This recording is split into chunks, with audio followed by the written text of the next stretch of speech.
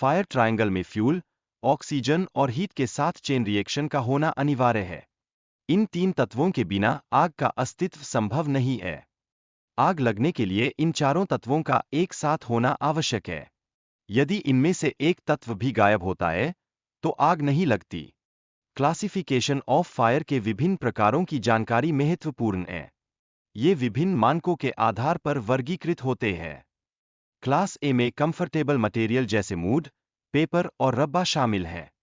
जब इनमें से कोई भी सामग्री जलती है, तो यह क्लास ए फायर में आती है। क्लास बी में ज्वलनशील तरल पदार्थ जैसे पेट्रोल और डीजल शामिल होते हैं। जब इन पदार्थों में आग लगती है, तो यह क्लास बी फायर का हिस्सा बन जाता है। क्लास सी फायर में जलने वाली गैसें, जैसे हाइड्रोजन गैस शामिल है।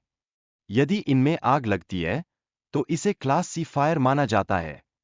वाटर टाइप फायर एक्सटिंग्विशर मुख्यतः ऑर्गेनिक मटेरियल पर इस्तेमाल होता है, जबकि इसे इलेक्ट्रिकल उपकरणों पर नहीं लगाना चाहिए। इसे पहचानने के लिए इसका रंग ब्राइट रेड होता है।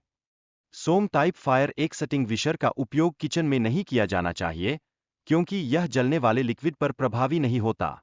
इसका रंग क्रीम होता है, जो इसे पहचानना आसान बनाता है।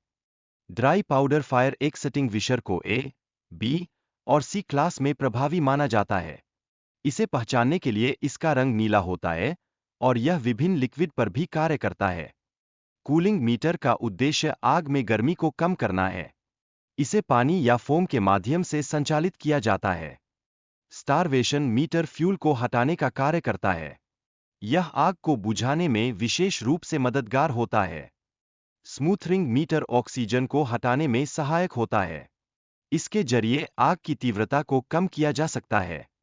चेंज ब्रेकिंग रिएक्शन का तात्पर्य रासायनिक प्रतिक्रिया को बाधित करना है। इससे आग के फैलाव को रोका जा सकता है।